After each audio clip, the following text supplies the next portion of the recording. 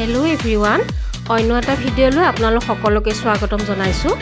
আজিৰ ৰেচিপি ভিডিঅ'টো হৈছে আটাৰে বনোৱা বিস্কুট। এই বিস্কুটটোনো মই কেনেকৈ বনালোঁ আহকচোন চাওঁ। আৰু এই বিস্কুটটো এবাৰ বনালে বহুদিনলৈকে থ'ব পাৰি।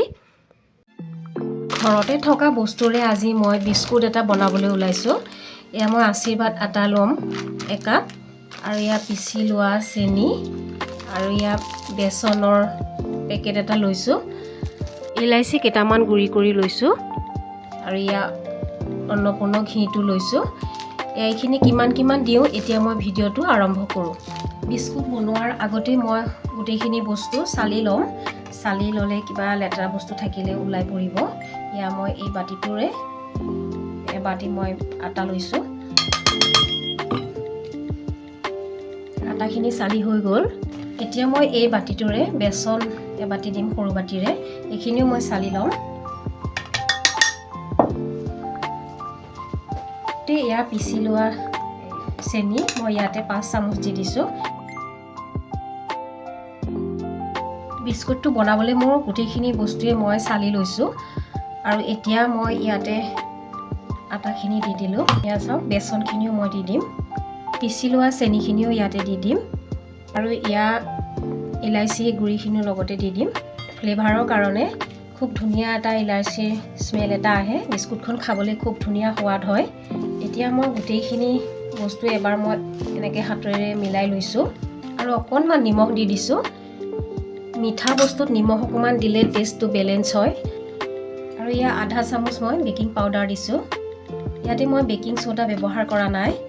এইখিনি মই আকৌ এবাৰ ভালদৰে মিক্স কৰি ল'ম। মিক্স কৰি হৈ গ'ল। এতিয়া মই ইয়াতে 2 চামুচ তেল দিম সৰু চামুচেৰে। আপোনালোকে এইখিনি গোটেই তেলতে বনাব পাৰে, তেল দি পেলাই। মই অকণমান ঘি মিক্স কৰি ল'ম ইয়াতে। ঘি দি পেলাই যদি আমি বিস্কুটটো বনাওঁ তেতিয়া খাবলৈ বেছি টেষ্ট হয়। এবাৰ মিলাই লৈছোঁ তেলখিনিৰ সৈতে। এতিয়া মই ইয়াত ঘি লৈ লৈছোঁ। ইয়াতে অলপ অলপকৈ আটাখিনিত মই এনেকৈ মিলাই পেলাই মাৰি যাম। আৰু কিমানখিনি ঘি লাগিব সেইটো আমি এই ডোটো যেতিয়া বনাম তেতিয়া গম পাই যাম। আৰু ঘি বা বাটাৰ দিলে ইয়াতে গলাই দিব নালাগে। এয়া চাওক, মই আৰু 1 চামুচ ঘি লৈ লৈছোঁ।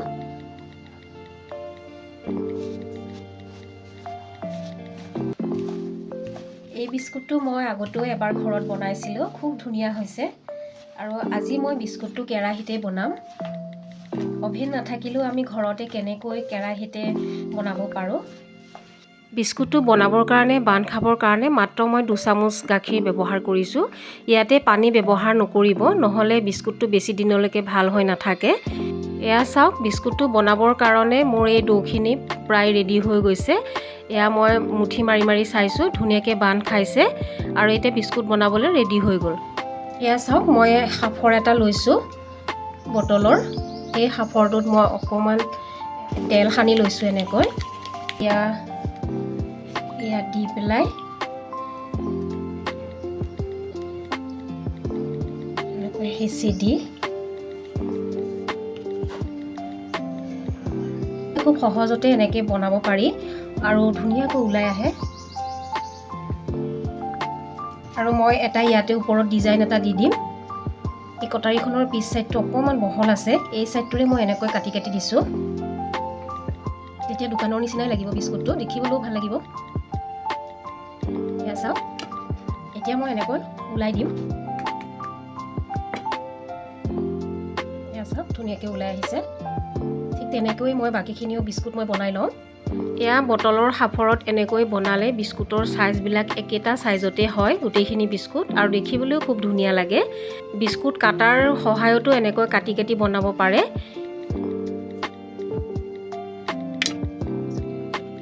এয়া চাওক, মোৰ বিস্কুটৰ শ্বেপখিনি দিয়া হ'ল। এই সাফৰটোৰে মই গোটেইখিনি বিস্কুট দি দিলোঁ, আৰু ইয়াতে মই ওপৰত এনেকৈ ধুনীয়াকৈ ডিজাইন দিছোঁ। আপোনালোকে নিজৰ ইচ্ছামতে নিজে ডিজাইন দিব পাৰে। মই এইটোৱে এনেকৈ দি দিছোঁ, আৰু মই ইমানখিনি চাইজত মোটাকৈ ৰাখিছোঁ। চাওক, বেছি একেবাৰে পাতলো কৰা নাই, আৰু বহুত বেছি ডাঠ হ'লেও বিস্কুটটো সিজিবলৈ দেৰি লাগিব। এতিয়া মই বেক কৰিবলৈ হ'ল, আৰু ইয়াতে বেক কৰাৰ আগতে মই গাখীৰ লৈছোঁ।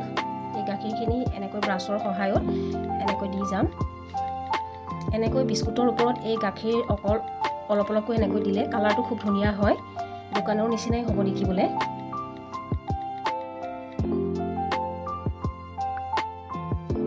এতিয়া মই ইয়াৰ ওপৰত ইয়াত চেনি লৈছোঁ, গোটা চেনি অলপ অলপকৈ ইয়াতে এনেকৈ দিম।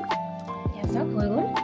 এতিয়া মই আজি কেৰাহীতে বনাম আৰু মই ইয়াত টিফিন বাতি এটা লৈছোঁ, ইয়াতে ফইল পেপাৰ পাৰি লৈছোঁ। ইয়াতে মই এই বিস্কুটখিনি ইয়াতে যিমানখিনি ধৰে প্ৰথমতে মই সিমানখিনি বেক কৰি ল'ম।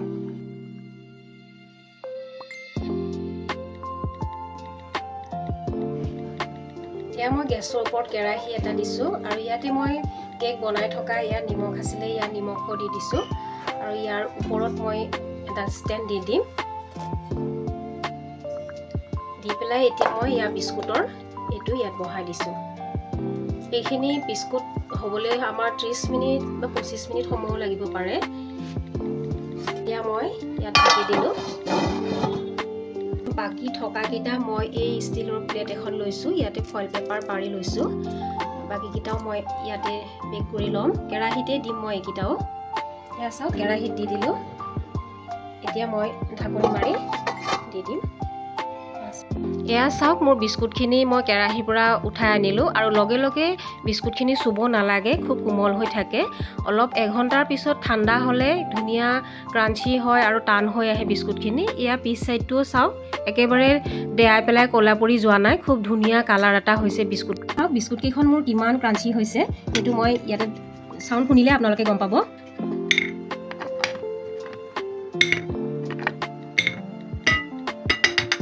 এইখন মই এয়া ভাঙি দেখুৱাইছোঁ কিমান ক্ৰাঞ্চি হৈছে।